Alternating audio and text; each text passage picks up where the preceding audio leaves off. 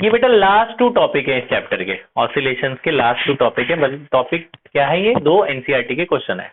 तो आखिरी के जो 4 मैंने आपको बताए, आखिरी के जो 2 पहले किए थे हमने, पहला क्या था, oscillation of a liquid in a U tube, दूसरा oscillation of a body in a tunnel along the diameter of the earth, third ये है oscillation of a floating cylinder. ये क्या है कि एक कंटेनर है, कंटेनर के अंदर मान लो कोई भी लिक्विड है, उसकी डेंसिटी रो है और उसके अंदर ये लिक्विड है, उसके अंदर आपने सिलेंडर रख दिया, सिलेंडर है, इस सिलेंडर को हम थोड़ी देर बाद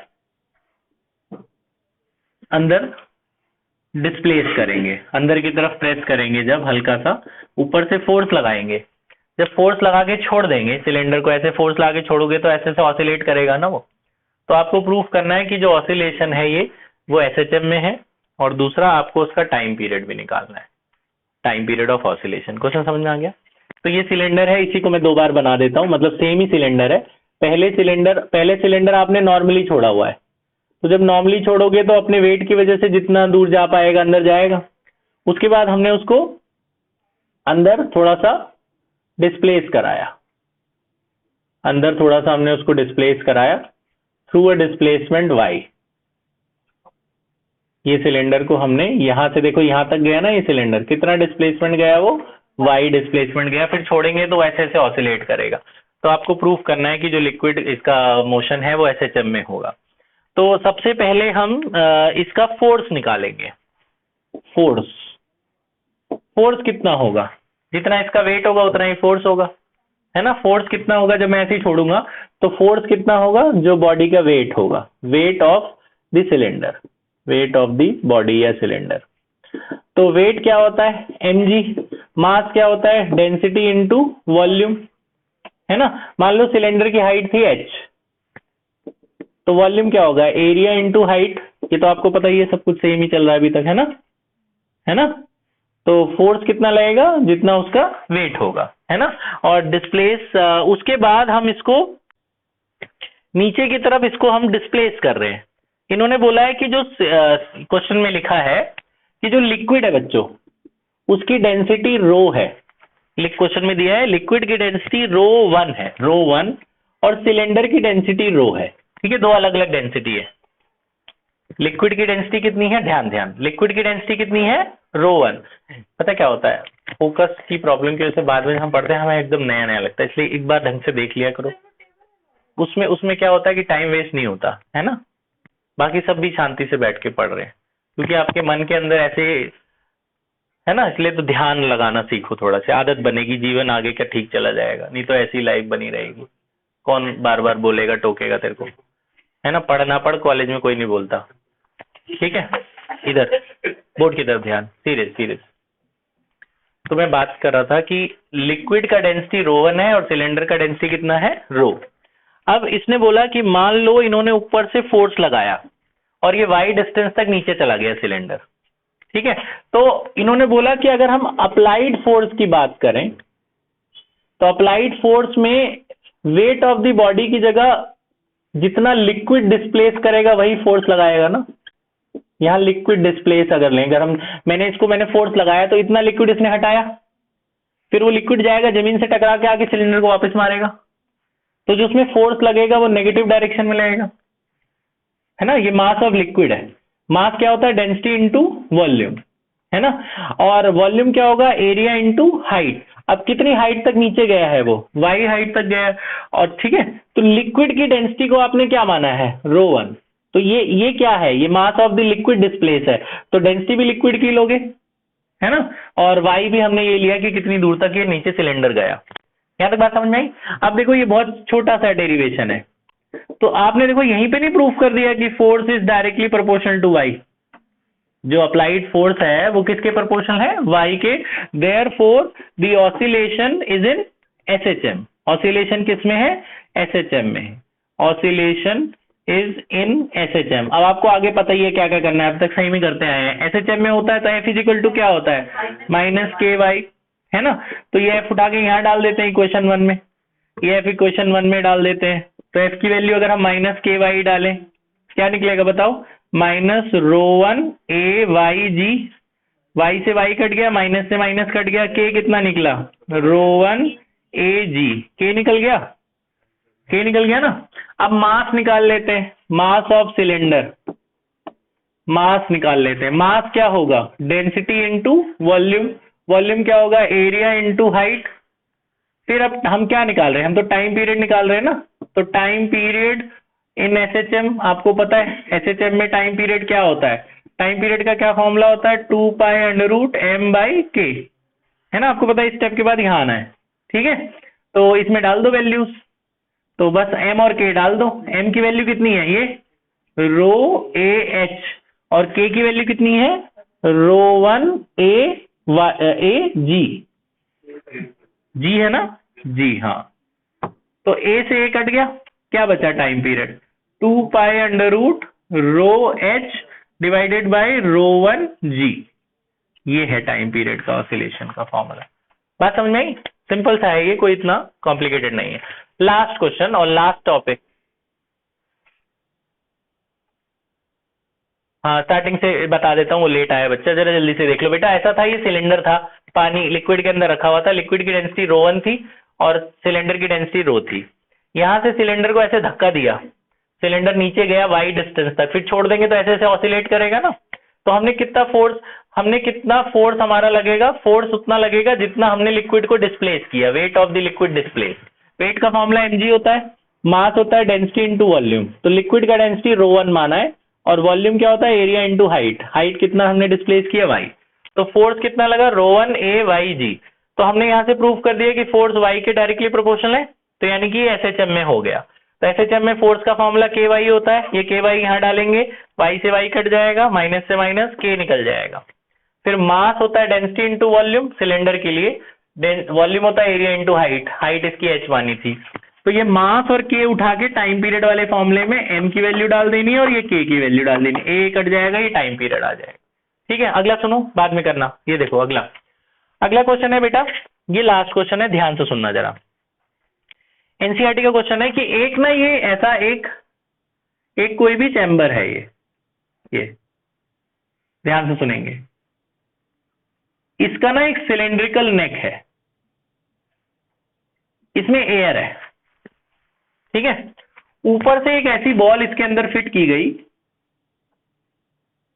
जो मूव कर सकती है, सिलेंडर के अंदर बॉल मूव कर सकती है। जैसे जैसे पानी के अंदर बायंसी होती है, वाटर के अंदर क्या होती है, बायंसी। जब आपने सिलेंडर को नीचे प्रेस किया, उसके बाद लिक्विड यहां से हट गया होगा, वो लिक्विड गया होगा ना जमीन पे, टकरा के फिर वापस आया होगा, उसी लिक्विड ने इसको धक्का दिया ना कि ऊपर जा, upward force is called buoyancy, है ना। तो ये अपवर्ड फोर्स है, अपवर्ड फोर्स लिख देना। ऐसे ही हवा है ये, जब तुमने इसमें बॉल प्रेस करी, ये बॉल है, ये बॉल को जब आपने इसमें डाला तो यहाँ की हवा नीचे गई होगी, या बॉल ने एयर की जगह ली है ना, हवा तो रही होगी ना उस जगह पे। तो सिलेंडर के अंदर जब आपने बॉल डाली, वहां की हवा नीचे गई होगी, नीचे गई, इस कंटेनर के अंदर टकराएगी, टकरा के हवा वापस आएगी ना, निकलने की कोशिश करेगी, देखेगी वहां पे मेरी जगह पे बॉल है, तो बॉल को वो धक्का देगी ना ऊपर की तरफ। तो इसमें भी बायंसी लगेगी, अपने वेट की वजह से वो नीचे जाएगा, और एयर वाली बायंसी ऊपर आके उसको धक्का देगी, फिर वेट की वजह से वो नीचे आएगा। तो आप ऐसी बॉल को इसके अंदर अगर कभी डालोगे ना, उसके अंदर थोड़ी देर बाद जाके ये भी ऑसिलेट करता है इस पॉइंट पे। तो आपको ये प्रूफ करना है कि इस बॉल का ऑसिलेशन एसएचएम में है। कैसे नीचे क्यों जा रहा है, अपने वेट की वजह से। ऊपर क्यों आ रहा है, क्योंकि यहाँ की हवा वो हटाएगा, हवा जाके इससे टकराएगी, टकरा के आगे वापस बॉल को धक्का देगी तो ऊपर जाएगा, फिर वेट से नीचे आएगा, फिर हवा ऊपर धक्का देगी, तो इस तरह से ऑसिलेशन होगा उसमें।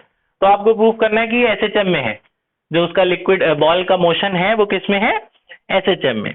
तो इसमें ऐसा है, मान लो जो चेंज इन वॉल्यूम हुआ, चेंज इन वॉल्यूम, ये क्या है, change in volume, change in volume. ध्यान से सुनना बेटा इसको जरा। वॉल्यूम क्या होता है, एरिया इंटू डिस्टेंस। हाँ, मान लो ये वाई डिस्टेंस तक आपने इसको नीचे कंप्रेस किया था, नीचे वाई डिस्टेंस तक गई, तो कितना वॉल्यूम चेंज हुआ, वाई स्मॉल डिस्प्लेसमेंट है, वाई हमने माना, तो कितना एयर अंदर गई है, कितनी एयर उसने हटाई है, मान लो इतनी एयर हटाई, area into y, area into displacement, मान लो इतनी एयर हटाई है यहाँ से यहाँ, यहाँ से यहाँ कितनी दूर, जितनी दूर उन्होंने डिस्प्लेस करी है उतनी डिस्टेंस पे एयर इन्होंने हटाई है। मान लो हम बॉल को यहाँ पे थी पहले, यहाँ से हम यहाँ ले आए, यहाँ से यहाँ आ गई, तो उसने कितनी एयर, इतना डिस्प्लेसमेंट उसने कवर किया, तो इतनी एयर हटाई होगी, इतनी दूरी का एयर उसने हटा दिया होगा सिलेंडर के अंदर का। तो उसके बाद हम लोग निकालेंगे वॉल्यूमेट्रिक स्ट्रेन।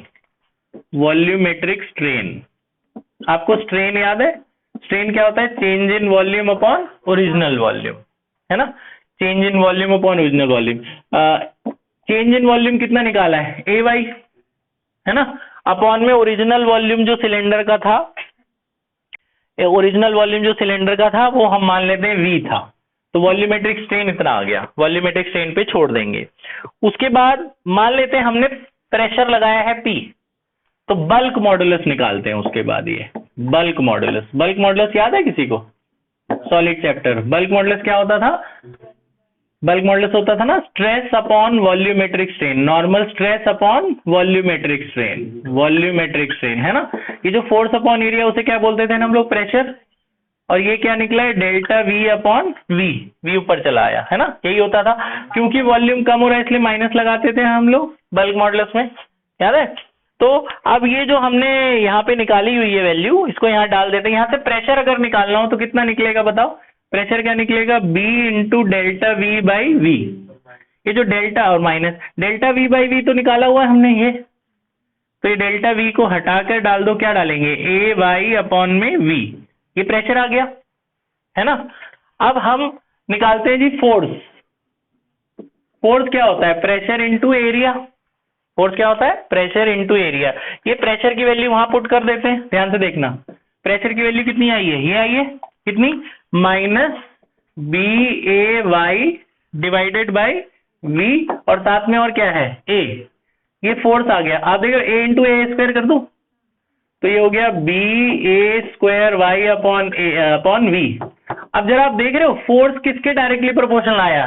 वाई के। तो ये किस में हो गया? एसएचएम में। फोर्स डायरेक्टली प्रोपोर्शनल आ गया वाई के, इसका मतलब है force is directly proportional y, therefore oscillation of body is in SHM. अब यहां दिखा दे बेटा, ऑसिलेशन इज इन एसएचएम। जब एसएचएम में है तो फोर्स किसके बराबर होता है? माइनस के वाई। ये फोर्स उठा के याद है इक्वेशन 1 में डाल देते हैं, फोर्स इक्वेशन 1 में डाल। आगे के स्टेप सेम है लेकिन इसमें एक दो स्टेप्स हैं, वो जरा ध्यान से सुनना, थोड़ी सी बड़ी डेरिवेशन है last. Minus B A square y divided by v, y से वाई कट गया, माइनस से माइनस कट गया, के निकल गया ना? के निकला, बी ए स्क्वायर अपॉन वी, के निकल गया। अब हम तो निकाल रहे हैं जी time period, time period in SHM. In SHM time period का क्या फॉर्मूला होता है? टाइम पीरियड होता है 2 pi under root m by k. वो जो के निकाला इसमें डाल देते हैं, है ना? के इसमें डाल देते हैं, तो टाइम पीरियड हमारा कितना आ जाएगा बताओ? एम तो एम ही रहेगा, के ये है ना, क्या है? B A square divided by v. ये टाइम पीरियड आ गया। यहां तक बात समझ में आ गई? यहां तक सही है? यहां तक बात समझ में आ गई? अब पता है इसने बोला है क्वेश्चन में कि आप इसे 2 स्टेट में करके दिखाओ। ये भी क्वेश्चन का ही पार्ट है। पहला, इसने बोला इसको आइसोथर्मल के लिए भी टाइम पीरियड निकाल के दिखाओ फॉर आइसोथर्मल कंडीशन, और दूसरा बोला है फॉर एडियाबैटिक कंडीशन। ये 2 अलग अलग पार्ट इसमें दिखाने हैं आपको। ये एक लाइन और है बस, एडियाबैटिक प्रोसेस और आइसोथर्मल के दोनों के लिए करके दिखाना है। तो आइसोथर्मल के लिए आपको याद है पीवी इक्वल टू कॉन्स्टेंट होता था। पीवी इक्वल टू क्या होता था? कांस्टेंट। तो आइसोथर्मल में क्या करना आप, जो आपका बल्क मॉडुलस नहीं है, बल्क मॉडुलस वो प्रेशर के बराबर हो जाता है। मैं आपको ये प्रूव करके दिखा दूंगा कि आइसोथर्मल कंडीशन में बल्क मॉडुलस किसके बराबर हो जाता है? अप्लाइड प्रेशर के। तो यहां बस बी हटाकर पी डाल देना, तो टाइम पीरियड कैसा हो जाएगा बताओ? बोलो इधर, एम वी डिवाइडेड बाय, यहां बल्क मॉडुलस प्रेशर डाल देना बस, ये टाइम पीरियड आ जाएगा। और एडियाबैटिक में बल्क मॉडुलस बराबर हो जाता है गामा इंटू पी के। गामा एडियाबैटिक कांस्टेंट है, तो बस यहाँ बी की जगह गामा पी डाल देना। तो टाइम पीरियड कैसा बन जाएगा? 2 pi under root m v divided by, इधर आके क्या डाल देंगे? गामा इंटू पी, बाकी सेम। तो ये टाइम पीरियड का फॉर्मूला आ जाएगा उस केस में। बात समझ में आई? तो आप ये कर लो, पॉज कर दो बेटा।